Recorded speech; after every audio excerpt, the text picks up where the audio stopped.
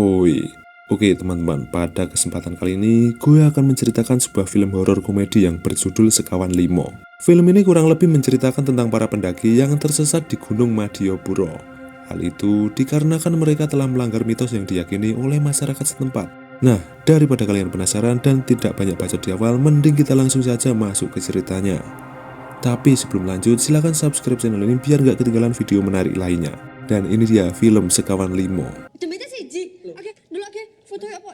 Oh iya. Apa cerita nang kene ta wis? Film diawali dengan seorang anak muda bernama Bagas, di mana Bagas ini diundang dalam sebuah podcast untuk menceritakan kisah horornya dalam perjalanan mendaki Gunung Madiopuro. Singkat cerita, Bagas menceritakanlah perjalanan dia ketika mendaki gunung tersebut. Di awal cerita, Bagas memberanikan diri untuk mendaki gunung yang pertama kali atau pemula demi bisa menemani seorang perempuan yang juga teman sekampusnya bernama Leni. Aku munggah gunung sing pertama kali nih. Leni iki saka Jakarta, lancar.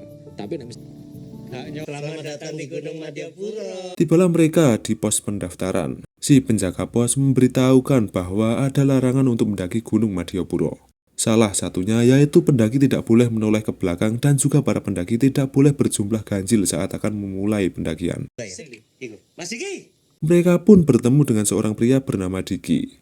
Ternyata dia memiliki niat yang sama yaitu mendaki sampai puncak Gunung Madiopuro. Diki menawarkan diri untuk menjadi pemimpin karena dia sering mendaki gunung tersebut. Bagas dan Leni sebenarnya tidak keberatan. Tetapi jika Diki bergabung, maka mereka jadi berjumlah 3 orang dan itu adalah larangan. Langsung enggak ya. Ampun ngenteni sik. Cedok kok oleh ganjil lho ya. Tidak lama kemudian datang lagi laki-laki bernama Juna, di mana si Juna ini ternyata juga mempunyai tujuan yang sama, yaitu mendaki sampai puncak gunung. Tapi bedanya dia bercerita kalau dia ketinggalan teman rombongannya dan dia berharap nanti di atas puncak gunung bisa bertemu dengan teman-temannya tersebut. Aku saja nih butuh cakil. Guyon Mas ojo telepon aja lho Mas. Aku wis biasa kok. Langsung munggah. Mereka berempat lalu bergegas bersama-sama untuk menuju puncak gunung. Nah, untuk sampai ke puncak, mereka harus melewati 3 pos.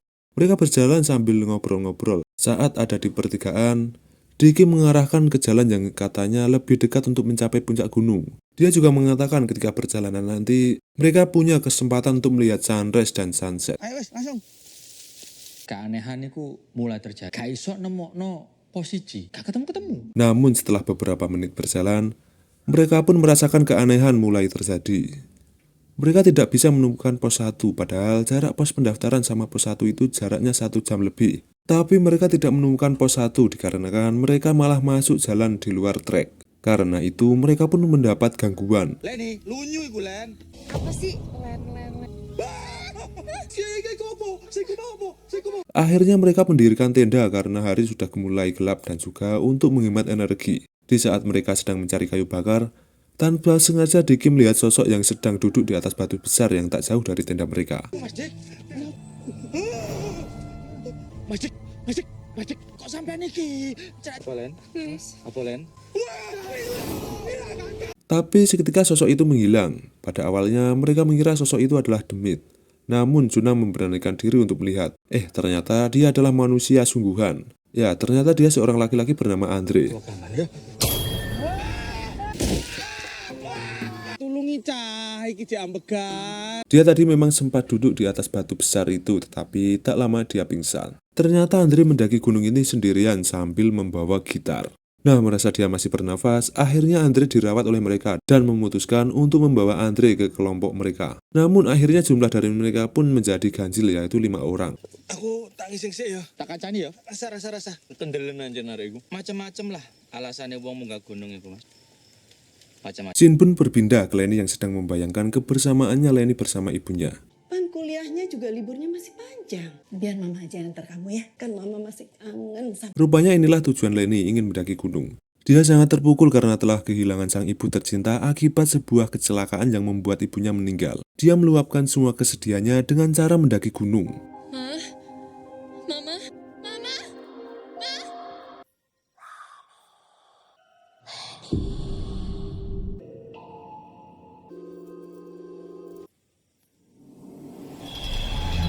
Di luar tenda, Bagas bercerita kalau dirinya sebenarnya menaruh rasa kepada Leni. Cuma dia belum siap mengungkapkan perasaannya. Diki dan Juna pun menyarankan Bagas agar segera jujur kepada Leni. Sunse. Ngoyo, oleh gak. Ojo. Sementara itu, Andre bermimpi tentang pacarnya di mana ia merasa bersalah karena telah membuat pacarnya hamil. Karena inilah Andre mendaki gunung sendirian. Sebelumnya dia punya keinginan untuk menggugurkan anak itu, namun sang pacar tidak menyetujuinya. Yang hal tersebut membuat Andre frustrasi. Kan seisuk digugur, no. Tidak ada cara. Mendingan mati wong loro ae.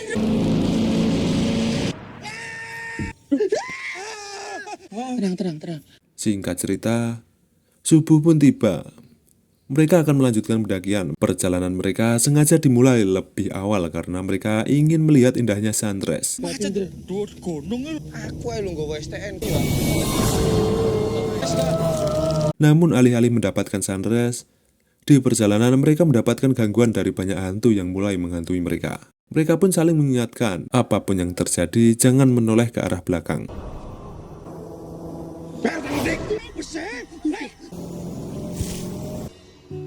Di pagi harinya, Leni mulai berpikir bahwa si Diki ini tidak bisa dipercaya sebagai pemimpin. Dikarenakan Leni kecewa semua yang diceritakan Diki itu omong kosong, di sini pun terungkap bahwa hantu yang menggantui si Diki ini adalah debt collector yang sudah mati. Hantu itu selalu mengejar Diki untuk menagih hutangnya.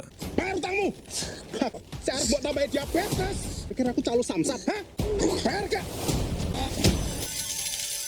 Tak lama kemudian, ada dua gadis centil yang sedang turun gunung. Mereka pun melihat dan langsung menanyakan perjalanan ke pos 2. Puncak si Ado enggak? Pilih pos 2 lurus, puncak saya ada. Tapi Ya wis nek ngono suwun ya, Mbak. Tak lama, sampailah mereka di pos 2. Di sana mereka pun menemukan warung bakso dan memutuskan untuk menepi sejenak sambil makan bakso. Di sana, tukang bakso pun curiga pasti ada hantu yang mengikuti perjalanan Bagas dan kawan-kawan. Sehingga banyak keanehan yang terjadi. Kemudian si tukang bakso selalu ketakutan ketika melihat Juna. Keanehan lainnya saat Andre ingin membayar, seketika uangnya menjadi daun. Saat itulah Bagas berpikir bahwa salah satu dari mereka kemungkinan adalah hantu. Kilo Le. Kanda. Kilo. Di antaranya awake dhewe iki ana sing Demit kira ono. Lu kan. Kemudian berpindah ke Bagas dan Andre yang sedang mengisi air di botolnya.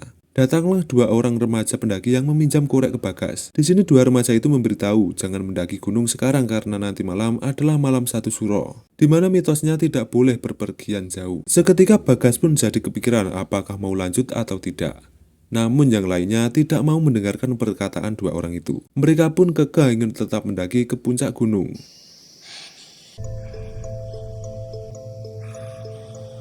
Loh, Len.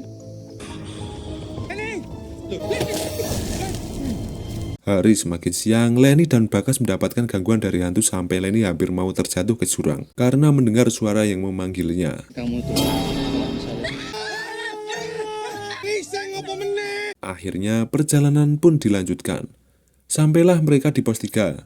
Puncak gunung juga tak jauh dari sana. Mas Diki. Gas. Udah bilang Mas Diki. Di sana Bagas dan Leni melihat keanehan lagi. Mereka melihat Diki sedang membaca mantra dan menemukan jimat yang ada di saku jaketnya. Leni merasa ada yang tidak beres di sana. Dia kemudian memutuskan untuk berjalan sendirian dan Bagas juga mengikuti Leni. Jadi Leni. Nah, akhirnya mereka sampai juga di puncak Madiopuro. Tapi ada yang janggal, tiba-tiba Bagas melihat Leni berjalan ke sisi tebing. Len, bahaya Len. Ternyata Leni punya niat bunuh diri, tapi untungnya Bagas berhasil menangkap Leni. Bagas bertanya, sebenarnya tujuan kamu apa sih ke gunung ini? Leni kemudian menjawab jika dia ingin menyusul mamanya yang sudah meninggal dunia. Tuh ngalangin gue tau gak? Sebenarnya tujuan kamu tuh apa sih, Len? Gue mau nyusul mama, Gas. Jangan bilang gitu. Tuh gak tahu rasanya jadi mendingan diem. Cie. Di saat itu juga, Juna dan Andre datang dan langsung mengajak berfoto mengabadikan momen langka ini. Namun Leni yang sudah curiga kepada Diki dari tadi, ia pun marah-marah ke Diki lantaran Diki tidak cocok jadi pemimpin. Ditambah lagi, Diki penakut dan pembohong. Kita semua tuh capek nurutin lo terus. Gue udah gak percaya sama lo dan gue gak mau turun sama lo. Disitulah Leni dan Bagas memisahkan diri dari mereka. Sampailah di satu tempat, mereka berdua pun duduk santai sambil bercerita tentang mereka berdua ketika masih di panti asuhan. Pinter bahasa Inggris lah berkat Mbak Leni. Bagas kan? Iya. Sampai Leni bisa tersenyum kembali dan bersandar di pundaknya Bagas.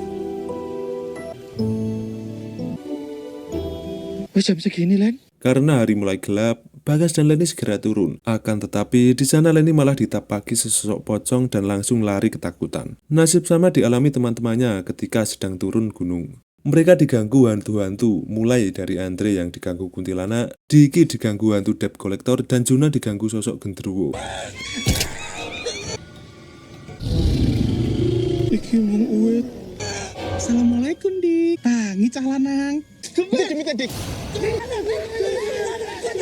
Mereka semua ketakutan, sampailah mereka lari dan berhenti di satu titik dan bisa berkumpul kembali. Juna menyarankan mereka untuk ngecamp, tapi Bagas menolak dan ingin tetap turun waktu itu juga, karena Bagas keingat omongan neneknya yang katanya tidak boleh naik gunung bertepatan dengan malam 1 Suro. Namun di sana Leni sudah tidak kuat lagi jalan, maka terpaksa mereka harus ngecamp lagi. Di saat tengah berkumpul, si Juna mengajak Bagas pergi buang air karena Juna merasa sudah 2 hari belum buang air besar. Bagas menurut saja, tapi dirinya tak kunjung keluar karena belum mau buang air besar. Aduh, Mas Juna. Aku wis nyoba ngeden terus iki Mas Juna, gak metu-metu Mas Juna. Ora iso iki. Andre penasaran dengan jimat yang dibuang Diki lalu mengambil jimat tersebut. Siapa tahu ada gunanya. Turunan, Rek. Keesokan harinya, perjalanan dilanjut kembali. Di saat itulah mereka mengalami kejanggalan. Mereka terus berkeliling di tempat yang sama dan tak kunjung turun dari gunung itu. Mereka terus ada di tempat Juna buang air semalam, sehingga melihat tempat yang sama berulang kali. Bahkan tempat itu ditumbuhi jamur. Intinya mereka semua sudah tersesat. Itu teleknya Mas Juna bukan? Rek, wis aku rek gak.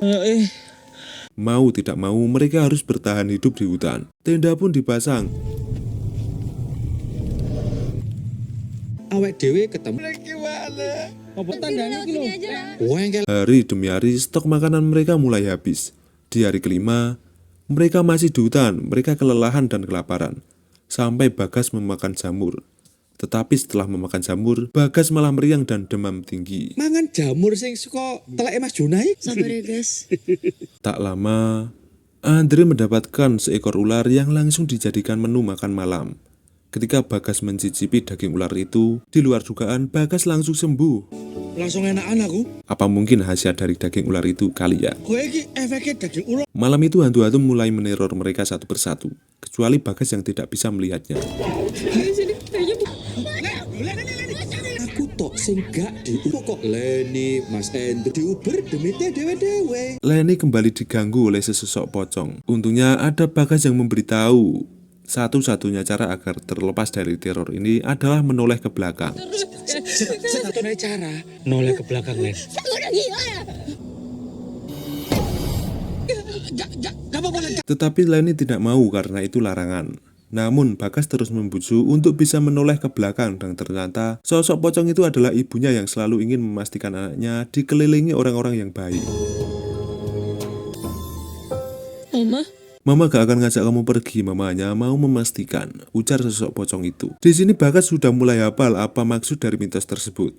Jadi maksud dari jangan menoleh ke belakang yaitu tidak boleh meneratapi masa lalu yang kelam. Harus bisa bangkit dan menerimanya. Lanjut ke Andre yang dikejar oleh kuntilanak.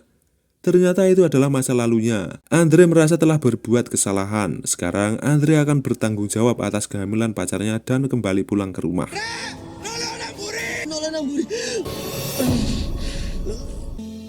Apa bakal selalu ada buat kamu. Sementara Diki yang dikejar hantu rentenir berjanji akan melunasi hutang-hutangnya dan akan memberikan santunan kepada anak-anak serta istri si rentenir ini yang masih butuh biaya. Golek nafkah Dik kayak anak bojoku. Anakku lucu. Nek aku wis mati ngene iki. Sementara itu sosok genderuwo yang masih meneror Juna ternyata Juna sendiri memang sudah meninggal. Artinya ia adalah hantu yang gentayangan di Gunung Madiopuro. Juna sendiri tidak sadar bahwa dirinya telah mati dan sudah menjadi hantu. Sosok genderuwo itu bukanlah masa lalu Juna, tetapi dia memang beneran hantu yang ingin menjadi temannya. Koncoan ambek Juna. Mas Juna. Juna memang sudah lama meninggal karena jatuh ke jurang. Juna adalah anak dari seorang koruptor yang punya banyak uang, namun karena wajahnya yang kurang tampan, dia pun sering dibully oleh orang-orang. Juna begitu tak terima dirinya sudah meninggal lalu berlari meninggalkan mereka sampai akhirnya dia menemukan jasad dirinya sendiri.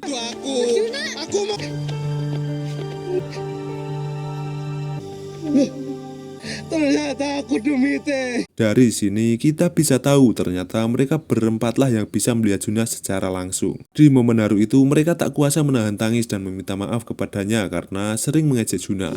Atur nuwun ya, Cah. Kemudian mereka segera melapor ke tim SAR atas penemuan jasadnya Juna. Dengan berat hati, pencarian kami tutup. Di bawah, di pos pendaftaran, rupanya para warga serta keluarga dari Bagas dan kawan-kawan sudah berkumpul ingin memastikan kepada tim SAR apakah kelompok Bagas berhasil selamat atau tidak. Ternyata tim SAR selama ini tidak bisa menemukan mereka sehingga pencarian pun resmi ditutup. Dan mereka dipastikan menghilang. Tapi tak selang lama, rombongan Bagas akhirnya bisa turun juga dan disambut baik oleh orang-orang kesayangannya. Aku esok met. Tak lupa, Juna juga senang akhirnya jasadnya berhasil ditemukan. Tetapi setelah itu arwah Juna tidak bisa terbang seperti hantu-hantu lainnya karena Juna belum tenang.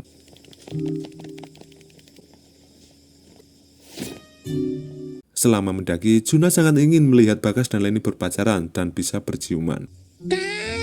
Kembali ke zaman sekarang di studio, tiba-tiba ada Leni datang ke ruang podcast untuk menyusul Bagas. Mas Juna, atas masnya.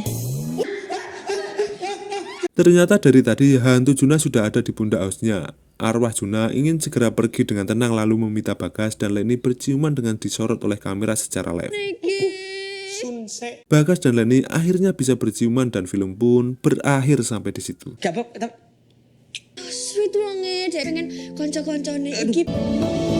Ya, itulah alur cerita film Sekawan Limo. Jadi makna dari jangan mulai ke belakang adalah kita harus kuat ketika ada cobaan dan jangan terus meratapi masa lalu yang kelam dan harus bisa bangkit, ikhlas dan fokus untuk masa depan.